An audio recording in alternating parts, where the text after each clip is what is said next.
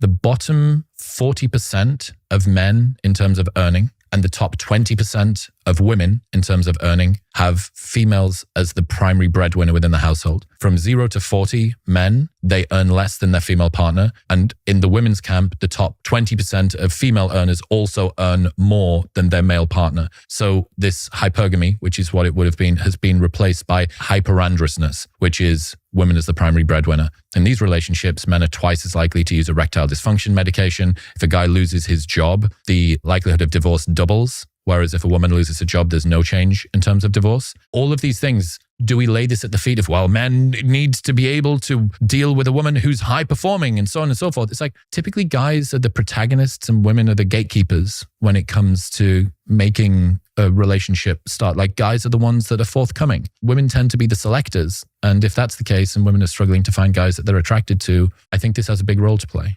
So nicely put. This experiment began about 60 years ago, and it was based on the idea, really the article of faith, that men and women were exactly the same and the gender differences were social constructs. And that turned out not to be true. Like these differences persist. And so maybe a system based on nature, acknowledging the natural differences, you don't need to be rigid about it. There are anomalies, of course. Men and women are completely different. Men prefer certain things. They thrive under certain circumstances. And the same is true for women. Why wouldn't you design a system consistent with nature?